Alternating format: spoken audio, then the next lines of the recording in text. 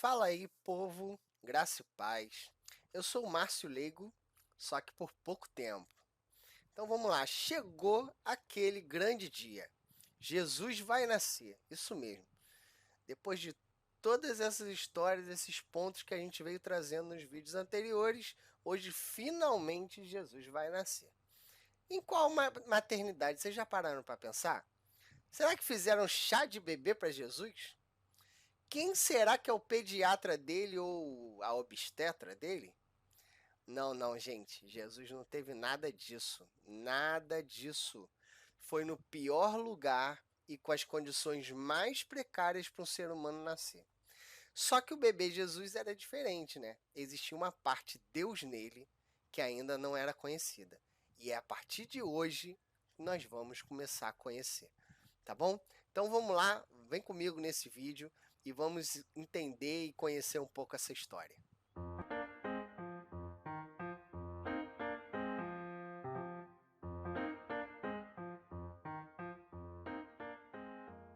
Então vamos lá, eu vou contextualizar vocês. Em uma época em que o mundo civilizado, lá para os lados da Palestina, era governado pelos romanos. Augusto César ordena um censo para auxiliar no alistamento militar ou arrecadação de impostos. Para quem não sabe, censo é uma contagem do povo, né? Ele de tempos em tempos, né, o governador ou até hoje isso acontece, né? Só que hoje é feito de forma mais tecnológica, né? Mas naquela época as pessoas eram obrigadas a irem, né, e dar o seu nome lá, não sei, eu estou imaginando, né? Dar lá o seu nome, né, e colocar lá numa listinha e depois eles contavam quantas pessoas tinham, né? E esse era o censo, né? O interessante é que não era obrigado a se alistar para o exército romano, mas todos eram obrigados a pagar impostos. Claro, né? Roma não estava muito preocupada em aumentar o exército dela, até porque já era muito numeroso. O Império Romano, né, era o maior império naquela época. E assim, era uma honra para os pais e tudo, e para os filhos, servirem a esse império. Então, assim, já tinha muita gente. Então, Roma não estava nem aí se a pessoa estava se alistando. Entendeu? O que eles queriam saber era o seguinte: tá todo mundo pagando imposto? Se tiver todo mundo pagando imposto, tá tudo bem. Mas antes disso, vamos aqui comigo, só um minutinho, que eu esqueci de falar o que eu tô fazendo aqui hoje nessa plantação aí bonita que vocês estão vendo, meu tratorzinho aí. No momento eu tô fazendo uma... Não tô arando não, como é que é o nome disso? Cultivando o solo, é isso mesmo, eu estou cultivando o solo, né? Nós estamos aqui numa época de plantação de soja na primavera, tá? Eu tô aproveitando aqui porque soja rende bem, dá bastante dinheiro, né? Então eu tô fazendo aqui a primeira etapa do cuidado do solo, né? Que é o cultivo. Então vamos lá, e durante esse cultivo, esse trabalho do cultivo aí, vocês estão vendo eu trabalhando, a gente vai conversando sobre a história de Jesus, certo? Então vamos voltar para a história de Jesus. Roma lá. E aí, toda essa questão aí, as pessoas eram obrigadas a ir para Roma. As cidades, né, que eram controladas pelo Império Romano. José, nosso amigo José, muito contrariado, chateado, ele é obrigado a fazer essa longa viagem. A viagem, só para vocês terem uma ideia, era cerca de 113 quilômetros de distância da onde José e Maria moravam até Belém, na Judéia, né, que era onde ia ser o censo. E eles tinham que fazer isso só para pagar os impostos. Gente, a gente reclama hoje que tem que pagar o imposto de renda, que tem os impostos para pagar, mas chega o boleto na sua casa, tu vai e paga. Imagina se a gente tivesse que ir em Brasília pagar. Olha só que situação.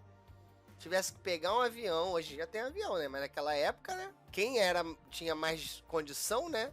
Ia numa carroça, né? Ia num cavalo, num burrinho, alguma coisa assim. José e Maria eram pobres. Como é que eles iam fazer? Pedir emprestado, né? Eu acredito que José pediu emprestado um burrinho com algum amigo, alguém da família, né? Que, né, não tinha como pedir um cavalo, né? Até porque a família devia ser toda pobre.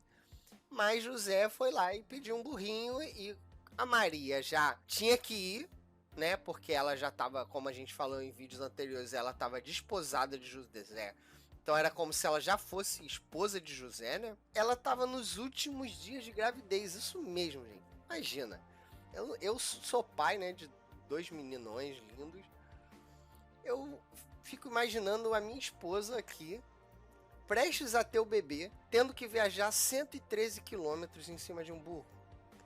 Imagina, vamos imaginar pelos olhos de Maria. Maria com aquela barriga enorme, pesada, desconfortável para ela, tendo que passar por várias situações que a mulher grávida passa, por exemplo, a barriga, né, o bebê, ele pressiona o pulmão, então a mulher fica muito com falta de ar. Tem algumas mulheres que dá vontade de urinar o tempo todo, porque a bolsa pressiona a bexiga, então qualquer copinho d'água já dá vontade de urinar. Imagina Maria tendo que enfrentar isso tudo. 113 quilômetros para ir para Belém, na Judéia, só para pagar os impostos. Mas ela teve que ir e foi, né? Lá nos últimos dias de gravidez. Já tava lá, imagino eu, nas 40 semanas, né? São 40 semanas, né? Que a mulher tem de gravidez.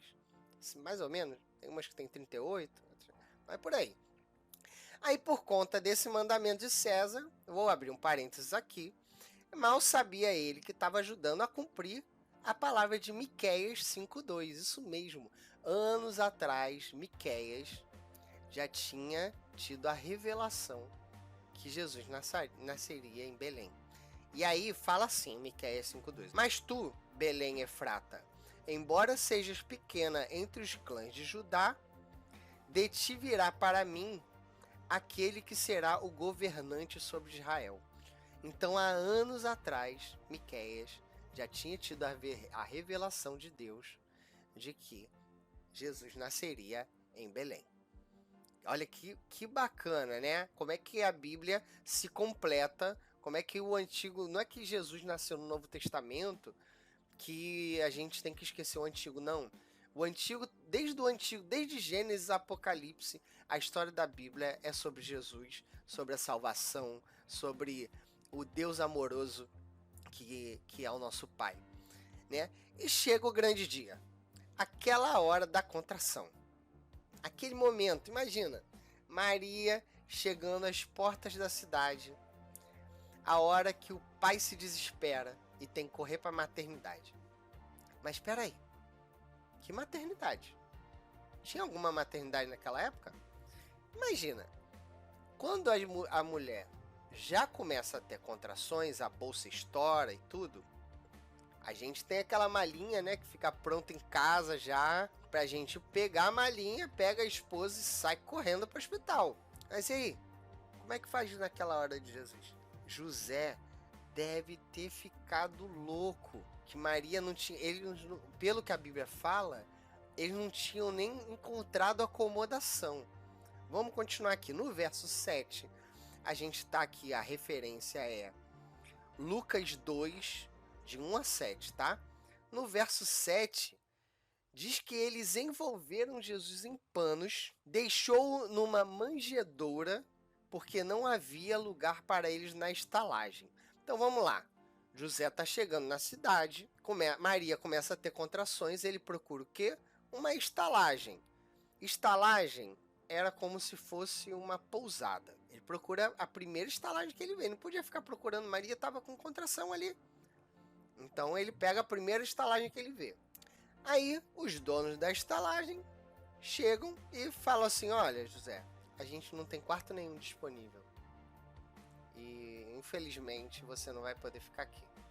Aí José já enche os olhos d'água, isso eu estou imaginando, tá? A Bíblia não fala não, mas eu estou imaginando que foi assim. José começa a encher os olhos d'água e fala assim: minha esposa está aqui fora, em cima do meu burrinho, que eu vim lá de Jerusalém, né? Lá de Jerusalém eu vim andando 113 quilômetros para cá, para poder, por causa do censo, e minha esposa tá para ter o filho. Me ajuda aí, tem nenhum lugarzinho aí. Aí imagino que José falou até assim, né? Deve ter dado aquela: eu aceito ficar até no estábulo. Eu aceito ficar no estábulo. José deve ter pensado: me coloca em qualquer lugar, eu aceito de boa. Eu fico no estábulo. Mas por favor, me deixa ficar E aí os donos lá da estalagem falam, tá bom, eu tenho um estábulo aqui, vocês podem ficar lá. O máximo que eu posso oferecer para vocês, já que a sua esposa está tendo filho, né? São panos limpos, que é o que eu tenho aqui, né? Vamos colocar assim, lençóis, né? E aí, beleza. Mas vem cá, gente. Olha só, estábulo, para quem não sabe, é o lugar onde ficam as vacas, os cavalos, para proteger eles do tempo, né? À noite eles ficam dentro do estábulo. Vaca, cavalo, bezerro, cabra, fica tudo lá dentro. E aí, Maria vai ter bebê, Jesus, Rei dos Judeus, Senhor dos Senhores, dentro de um estábulo, gente. Olha, eu me sinto mal por ter nascido num hospital com tudo limpinho e saber que Jesus nasceu num estábulo no meio do cocô e do xixi dos cavalos. A gente pensando assim, a gente já imagina que é sujo. Imagina o cheiro. Imagina o cheiro que tava lá. Maria tendo que ter o filho, José ajudando Maria lá. Eu acredito que antes, né, ele acomodou Maria ali no chão, junto com os lençóis para ela sentar em cima, ou alguma pedra que devia ter. Pegou uma vassoura e foi varrer os cocô, né? Para pelo menos Jesus, quando fosse nascer, não encostar em nenhum. Tem um dietado que falam aí que é o cocô do cavalo do bandido. Ali só não era bandido, mas Jesus nasceu no meio do cocô do cavalo. Mas vamos lá. Ele nasceu no meio do cocô, no estábulo, no meio dos bichos lá, com a barulheira dos bichos. E naquele meio tempo ali, Maria nas contrações, Jesus nasce. Onde eles vão colocar Jesus? Dentro de um estábulo. A palha que devia ter, imagino eu, né, que para os bichinhos ficarem quentinhos ali dentro, né? É muito pra vaca, não sei se pra cavalo, assim, pra essas coisas. Mas pra vaca aqui, por exemplo, na minha fazenda aqui, na vaquinha, a gente coloca palha para elas ficarem quentinhas do tempo ali. Não sei se tinha uma palha lá, um capim, para poder acomodar Jesus. Aí onde José e Maria teve ideia. Vamos colocar na manjedoura. Tiraram lá a manjedoura, para quem não sabe. Manjedoura era um local, uma pedra com tipo uma bacia. Vou colocar a imagem da manjedoura aí para vocês verem. Mais uma manjedoura que existia na época. E eles devem ter colocado um pano ali dentro da manjedoura e colocaram Jesus ali dentro. Jesus nasceu no lugar onde os animais se alimentavam. Olha só. Será que já era uma tipificação? Porque Jesus, lá na frente, diz que a gente ia comer do pão da vida. A palavra seria o nosso alimento. Será que Jesus já estava, né, ali, manjedoura, lugar de alimento? Não sei, né? Faz sentido, né? Mas vamos lá. Então, recapitulando aqui. José chega numa cidade, tenta se lembrar de alguém que conhece. Em meio àquele desespero todo, a bolsa de Maria estourando, Jesus nascendo. Não lembrando de ninguém, chega na primeira estalagem, tipo uma pousada, como eu já tinha dito. Os donos dizem que todos os quartos estão cheios. José, desesperado e chorando, diz que sua noiva vai ter um bebê e que a bolsa estourou. Então imagino o casal se olhando e pensando, bom, o melhor lugar que nós temos para um bebê nascer é no estábulo, junto com as vacas, bezerros, cabras e cavalos. Mas pelo menos esse casal separou alguns panos para José e Maria. Pelo menos isso, né, gente? Pelo amor de Deus. Um detalhe é que muitas vezes esses estábulos eram em cavernas, com canais para alimentação, que eram as manjedouras, escavados nas paredes da caverna. A manjedoura não era, tu não podia pegar ela e levar para os lugares, né? Ela ficava ali, ela era fixa ali, ela cavada na parede da caverna. O ambiente devia ser escuro e sujo, muito sujo, com as fezes e a urina dos animais. Todo mundo pensava, naquela época, que o grande Messias nasceria em um ambiente de realeza. O grande rei dos judeus. Imagina só. Muitos até mesmo pensavam que ele seria um grande guerreiro que tiraria o povo das mãos do romano. Mas Jesus nasceu em Belém do Pará. Em Belém do Pará, olha aí, eu aqui vindo do Brasil. Em Belém, na Judéia, uma cidadezinha pequenininha, dentro de um estábulo, junto com os animais, no meio dos cocô e xixi, com aquele cheiro todo, dentro de uma manjedoura, que é onde os animais usavam né? As pessoas usavam para os animais comerem e é nesse ambiente que Jesus nasce. Tá bom? Então nós vamos ficando por aqui. Se você gostou, não perde nenhum próximo vídeo. Larga esse like aí no vídeo.